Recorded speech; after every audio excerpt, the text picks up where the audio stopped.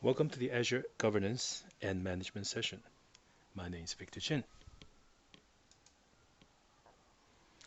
In today's cloud world, business tries to reinvent itself, try to stay agile, try to push out changes. We want to deploy our solution fast.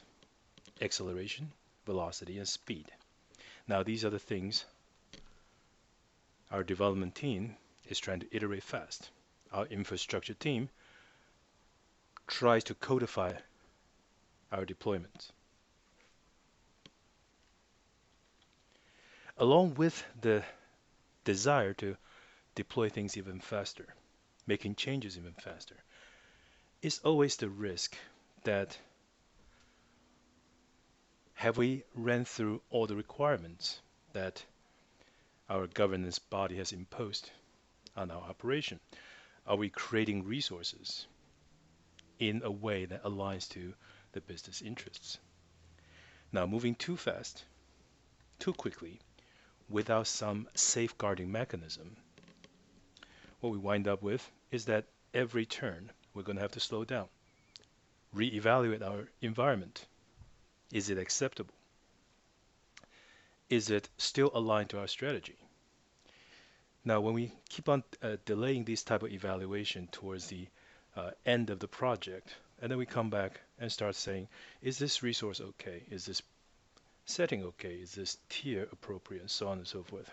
Now, sometimes when we push these type of governance evaluation to the end of the project, we wind up uh, slowing things back down again. So going fast is great, but we need some sort of guidance, a guardrail, if you will, that help us proceed with confidence. The technical governance breaks down to 5 areas. Cost management. We want to migrate to cloud because it's more cost effective. We must have a firm grasp on how to maximize the return on investments. Security baselines. Operating in the cloud means we have to have a clearly defined security baseline. The Azure Cloud supports the Security Center feature that highlights and scans uh, your deployment for anything that deviates from those security baseline. Consistency in resource deployment. We must be able to design our solution around a set of resources that we have approved, researched up on, and have expertise on. Identity baselines. Azure AD is the keystone technology that allows us to define the means to secure the identity through various security mechanisms. Deployment acceleration. Now, it's fairly easy for us to deploy an ARM template these days and create an environment in a matter of hours or minutes. Now, like I said before, if we push out an ARM template and immediately we have to stop and say, well, let's take a look at this environment. Is it approved by the company standard? Do we have we checked all the boxes that our customer wants? Now, this type of deployment, although it looks fast, in 30 minutes we have our environment. But if we have to take another hour, 2 hours, 3 hours to run through the checklist, then we are slowing down towards the tail end. All right, so today we'll talk about some of the challenges that a company called Tailwind Trader experiences. First, lack of visibility. Subscriptions are easy to come by. We have a subscription for different departments, for different locations. Experienced cloud engineer will spin up resources very quickly. Now, very soon, we have lots of resources that we're paying for, but we don't have a visibility into what they are for. Are they being used effectively? Even the simplest inventory, everything that we're paying for in the cloud. That's a challenge. Accidental deletions. Because not everyone is going to know exactly every resource in this shared environment. Accidental deletion is a real challenge. Now, Tailwind Trader operate under the PCI DSS compliance mandate. Now, there are quite a number of rules that organization needs to adhere to in order to operate within this framework. So PCI DSS compliance is always in the back of the mind whenever we deploy resources. Is it acceptable? Governance at scale.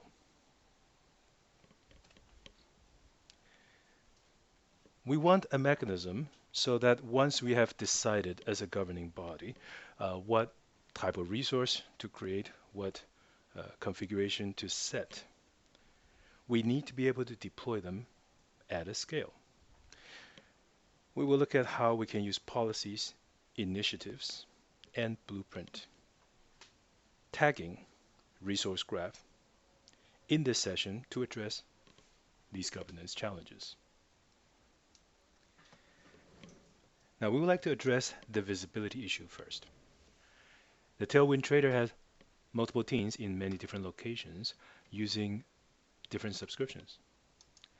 We want to be able to see across all the subscriptions, all the resources, in a way that we can query and customize them easily, and most importantly, be able to present these data through some sort of dashboard that people can quickly see and identify interesting information. Now, to provide this visibility, we'll be using a feature called Azure Resource Graph. To access Azure Resource Graph,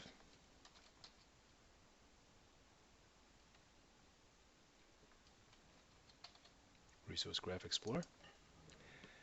Now in this interface, you'll see the data source very similar to the log analytics. These are all of our data sources that we can execute a custom query against. Now I have a few saved queries. So this will query the resources where type contains the virtual machine is summarized by the count. Now, once it's executed, we can see the results and we can turn this into a bar chart or donut chart.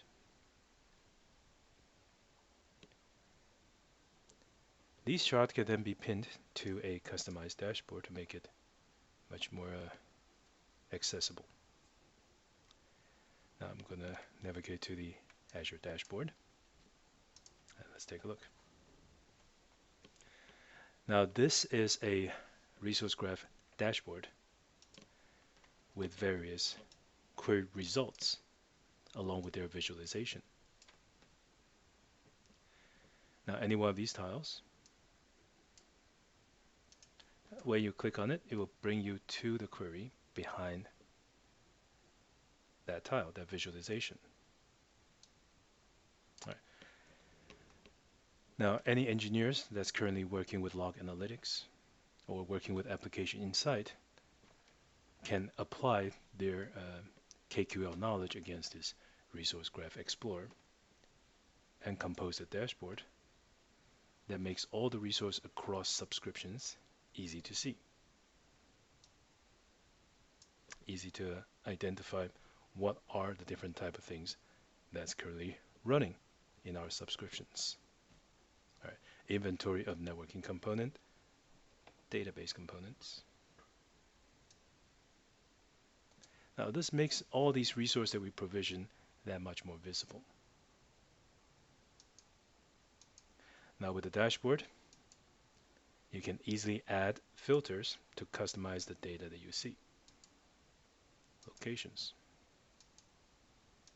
Now this filter will apply to all of the tiles that you see on this dashboard. Besides being able to use these resource graph queries to compose dashboards, we can also use Cloud Shell. Okay. Now if this is the first time you want to run Cloud Shell queries, you're going to have to install the AZ extension. Now the AZ CLI supports the query of the graph through the AZ graph query command. By making all of our resource as a queryable data source, we now can present dashboards. We can now have access to CLI. This will help people coming into our cloud environment to quickly learn our footprint. What type of resource do we have in our environments? Now the language that we use is KQL, and this language is used by many other products, so it's a good investment to learn how to write interesting queries to find the things you want. Now, having an understanding of the resource in our environment is the first step into applying governance. We need to know what we already have. What's their current setup? What are the things we use? So when we start to impose the various policies and compliance rules, we'll know what type of resource and how many will be impacted.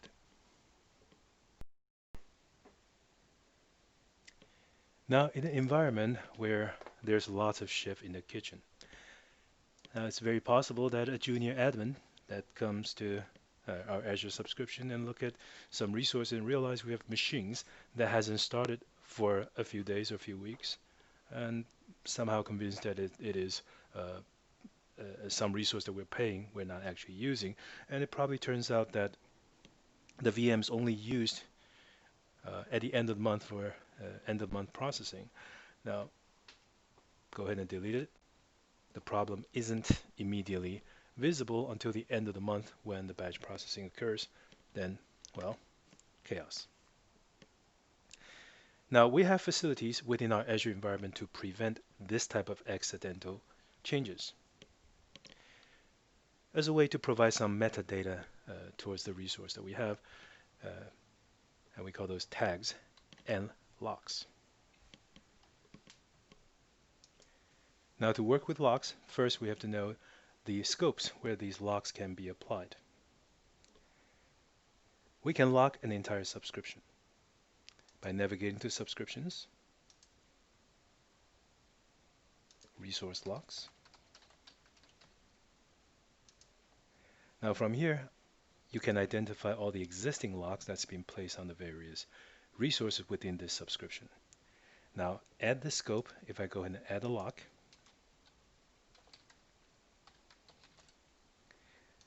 now I would choose between one of the two lock types. Read only, make sure that the resources within the subscriptions cannot be modified. So I'm locking down all the settings.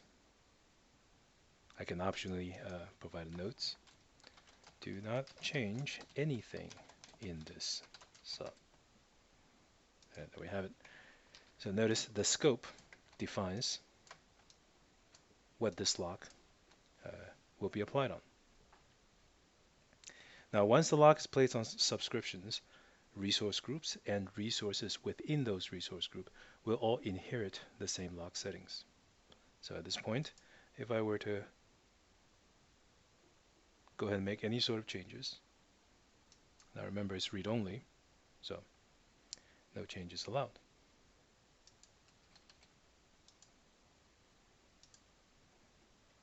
All right, so it's going to tell you precisely that these items cannot be written to because the scope is locked.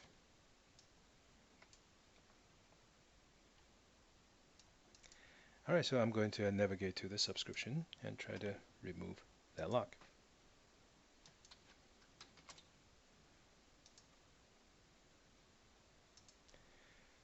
Read only means you cannot make changes. Let's go to the right and delete the lock. Now I can also apply the lock at the resource group level. Now perhaps this is what I use for my Cloud Shell, and if someone accidentally deleted, it would not be very nice. And I'm not sure why I have a thing here. Okay, so here's the resource group. Once again, lock. You can lock down to individual resources. So I'm going to click on Add. So this will prevent any sort of accidental deletion. So if someone goes ahead and still delete things within this resource group, then we need to find out, well, why does one go through the length of removing the lock just to delete something, right? So now remember, this is not RBAC. Okay, this is not resource, a role-based access control. This is just a way to lock down the resource against accidental deletion. Next up, tags. Now in a setting tab of resource groups or resources, you always find, well, some common things at the top: overview, activity logs. Now one of the items you're going to see is called the tags. Tags are free-formed key value pair. So here I can specify a tag called call center ID. These are free-formed. There's no schema, there's no rules. Key value pairs. You assign this to resource, group, or individual resource. By default, any tag that you made at the resource group level does not affect resources within that resource group. Okay.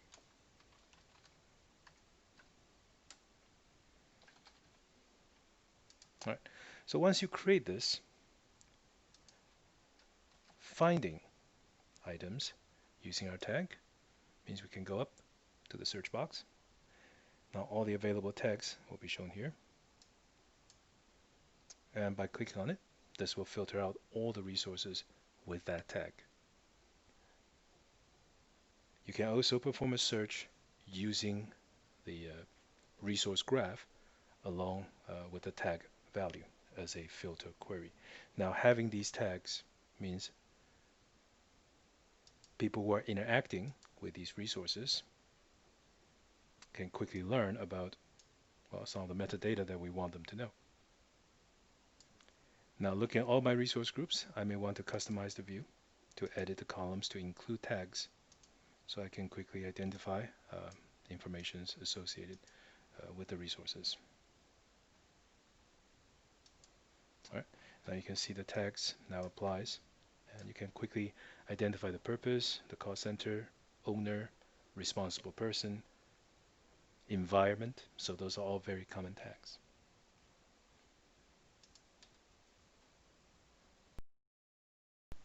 Now to quickly recap resource locks.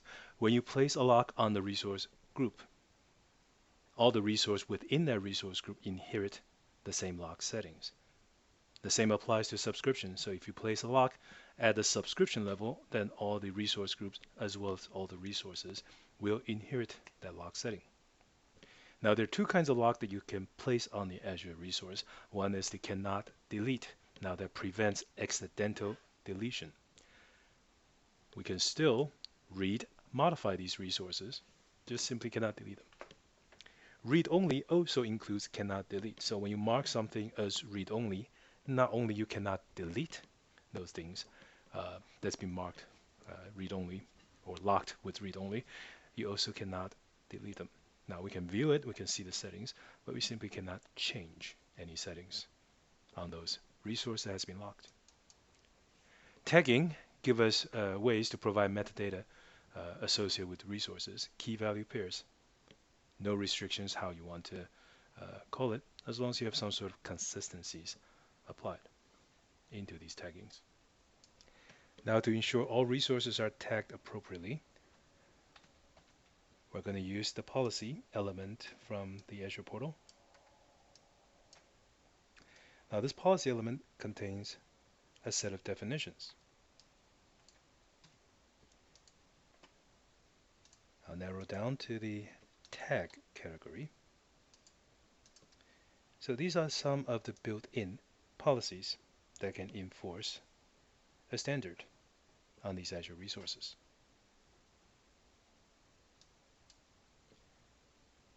I'm going to select Add or Replace a tag on the resource. I will create an assignment. Assignment is the association of a policy with a scope.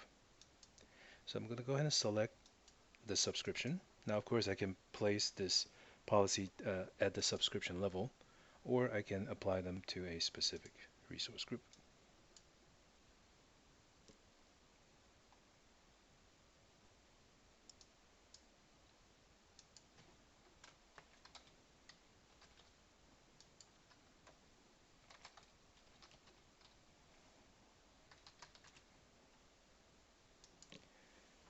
Now, these policies, once assigned to a scope, will affect all future resources or anytime you update an existing resource.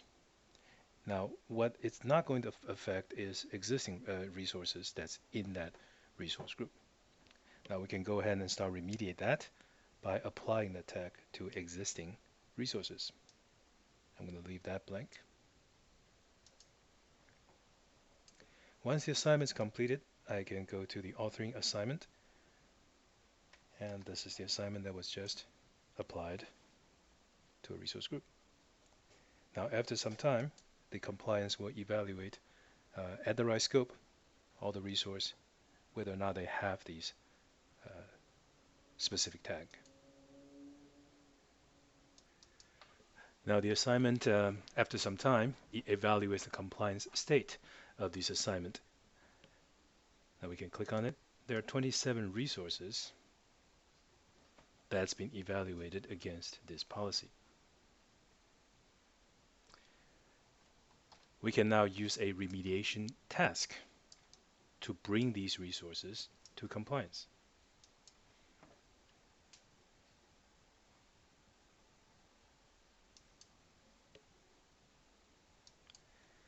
All right, after the remediation task completes, all the resources that sits within that affected resource group should now carry that resource tag.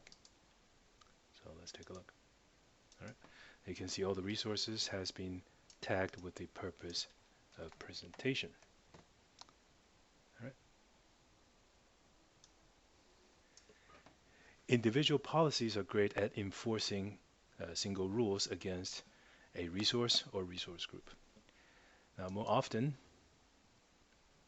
we may want to put a bunch of related policies and turn them into initiative, so that by the time we need to assign these policies, we don't have to do them one at a time.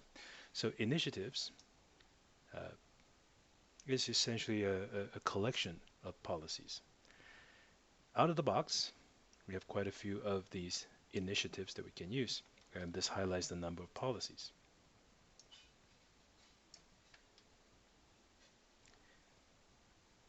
Now we're going to take a look at one example initiatives.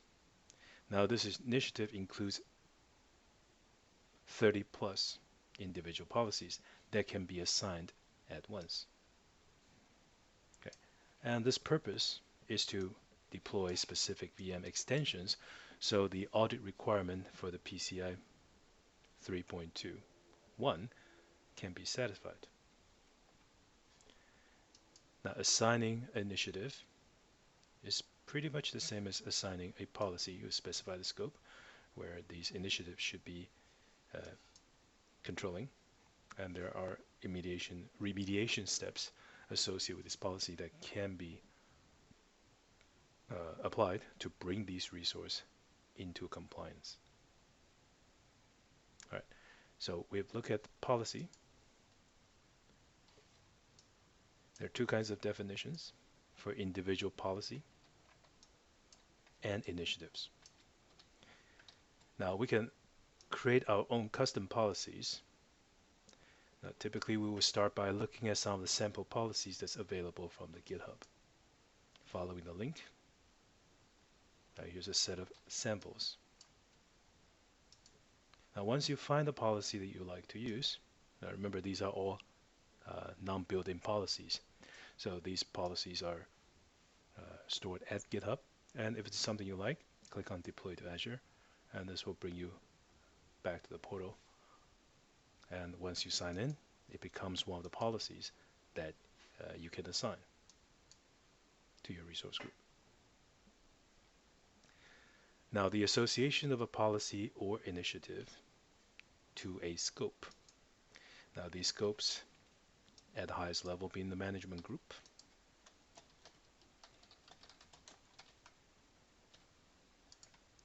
to subscriptions, to resource group, to resources.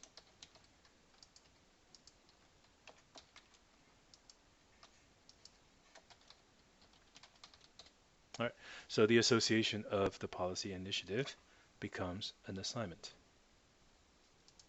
and it flows down in this hierarchy.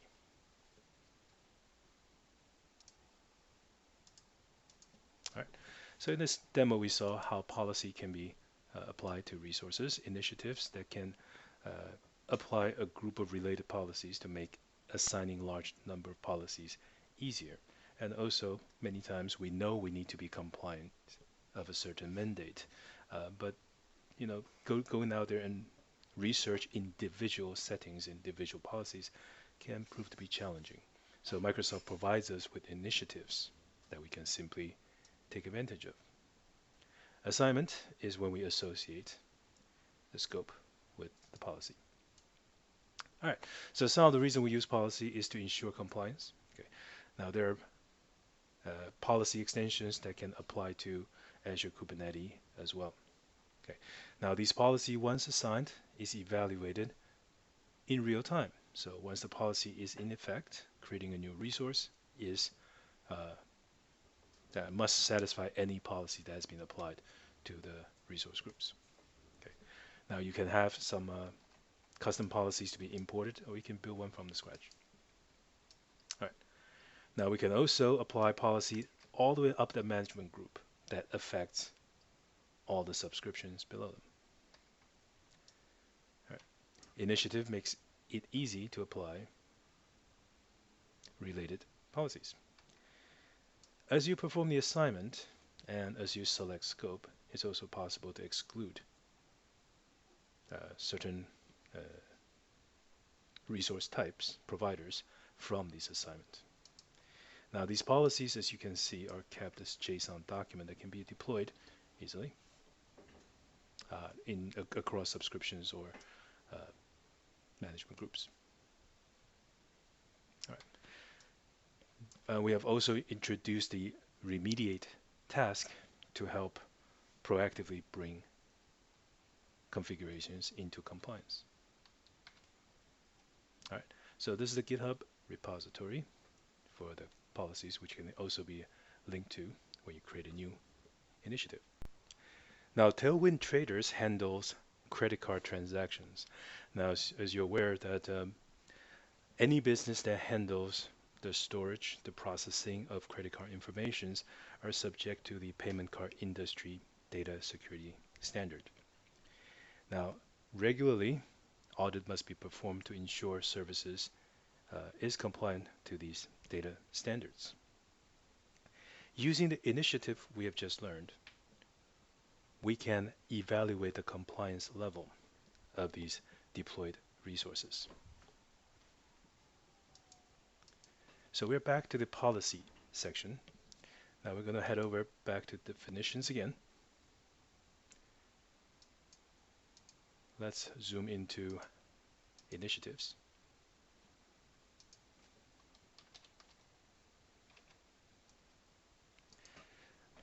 Now we can look through these policies and notice most of these policy effects will audit when things are not in line with the security standard. For example, monitor missing endpoint protections, disk encryptions, so on and so forth. Now this is a comprehensive auditing checklist against resources that's running in the subscription. Now while this is great as an auditing tool to verify the compliance of existing resources, Now, sometimes we want to take one step further. We want to create an environment where, from the get-go, as we are creating resources, when we are creating the infrastructure or the environment, we want to make sure not only afterward that we can audit these resources, but rather we can proactively block any resource. We can proactively ensure all the compliance requirement is supported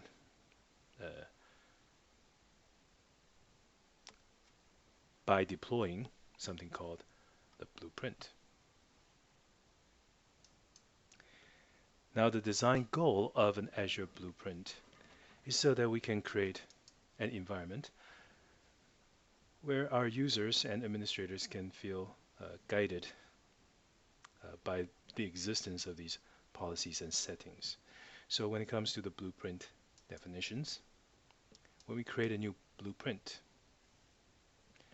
there are some starting template that covers government organizations, MPAA, NIST, and the PCI DSS we saw earlier, and the SWIFT and UK government mandates. Now I'm going to pick the one cloud adoption framework as an example. Now in this blueprint, we're going to start off that as our starting point.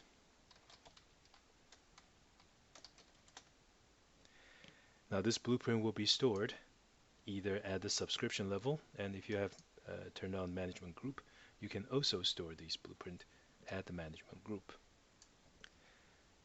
Now by storing this blueprint in this subscription, this is the only subscription I can apply the blueprint against.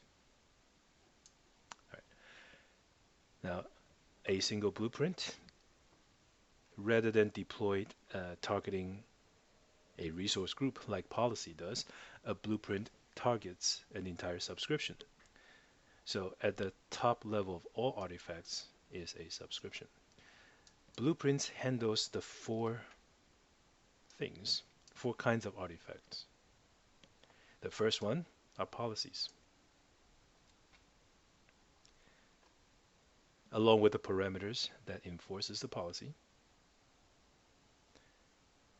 ARM templates deployment,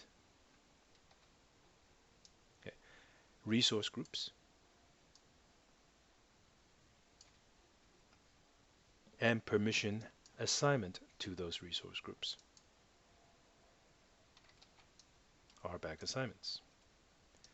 So what this blueprint, once deployed, gives you not just the ability to audit existing resources, but give you these safeguard against creating non-compliant resources. Now, once this environment exists, we can then encourage our users to go out and start creating things. The blueprint will ensure if we step out of the line, we'll be reminded and pushed back to the right track. All right. So there's also a blueprint, like we discussed, for the PCI DSS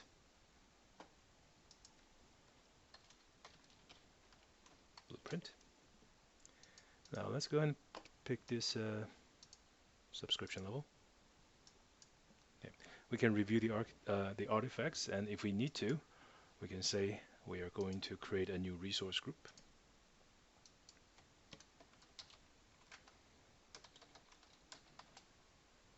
All right. So we're going to hard code the resource group name, or we can also prompt for the resource group name while it's been assigned. Okay. And the location, we can also say solicit this when we assign it, and the resource group tag. All right.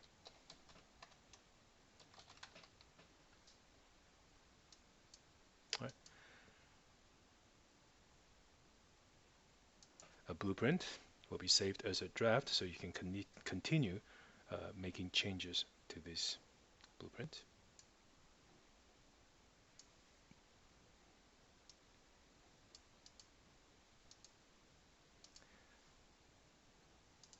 Let's give it a version and publish it.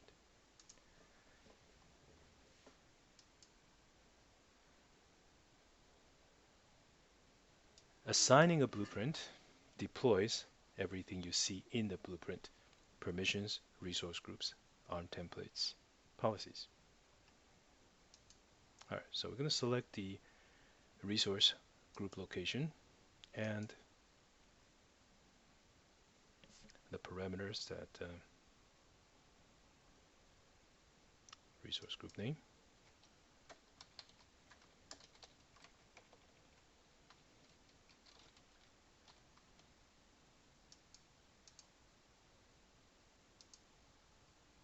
All right, so there are some things that I can customize. These are the allowed locations for this policies, allow locations for resource groups. Deploy auditing, resource group name for storage account. Okay, so fill in this, and this creates the assignment against the subscription. As policies are applied to resource group or resources, blueprints are applied against an entire subscription. All right, so once the blueprint is assigned after some time, you'll see the provisioning status has succeeded, and you'll see that the resource group, along with its tag, now exists in this environment. Any future resource that we create will be subject to the policies defined in that blueprint.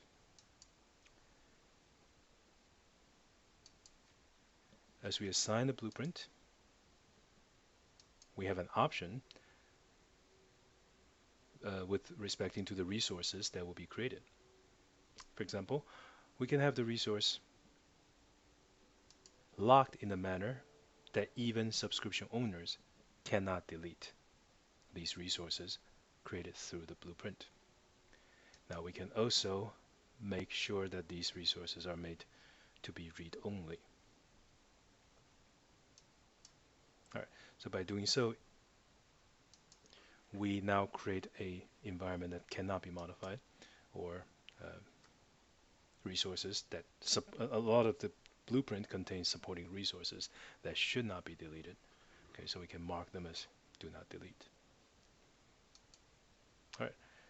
If we no longer want this environment, we can easily unassign a blueprint from this subscription. Now keep in mind, unassign it will remove those locks, but the resource will stay in the subscription.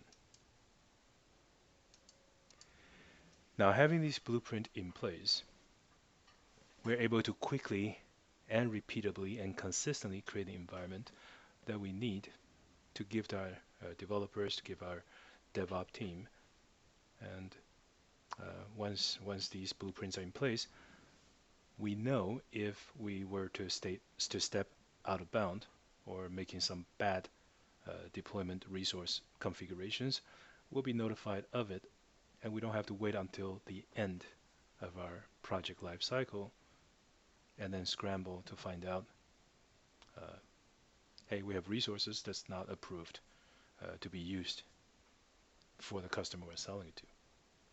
All right, so it streamlines the environment creation. ARM templates, resource groups, policies, and permission assignment can all be embedded into the blueprint. All right, and we can place locks to ensure there's no accidental deletions or deviations from the way we deploy the environment. All right, and we can also make sure that our DevOps team can feel more confident deploying into the environment that's established through the blueprint, as that has been reviewed and approved by the governance team. All right. So the cloud engineer and the cloud architect need to work together to create a blueprint for a specific environment. All right. Once the blueprint is settled, we can then create consistent environment across multiple subscriptions. Now here are some blueprints that targeting certain compliance framework. Now you may recognize some of these based on your organization's engagement to these various regulatory framework. Microsoft invests heavily on these blueprints to ensure that companies can adapt them quickly. Tailspin Toys, faced with a few governance challenge, migrating into the Azure cloud. Now, some of these challenges includes, number one, being able to gain visibility into numerous resources that resides in the Azure deployment. To address that visibility challenge, we used Azure Resource Graph Explorer using custom queries, visualizations to build a dashboard. Using tags, we can provide metadata to these resources. Using locks, we can prevent modifications or accidental deletions.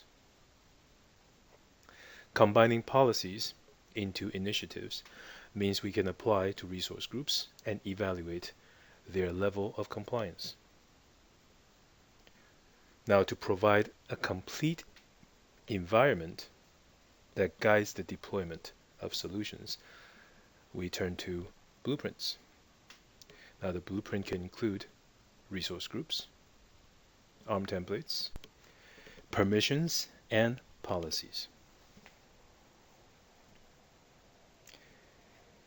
This environment allows our developer to quickly release changes, allows our operation engineer to have the confidence that the solution we deploy will stay compliant to various regulatory requirements and therefore achieve high velocities. Thank you very much for attending the session today. My name is Victor Chin with Firebrand Training. For the next 30 minutes, we'll open up the floor for a Q&A session. Thank you very much.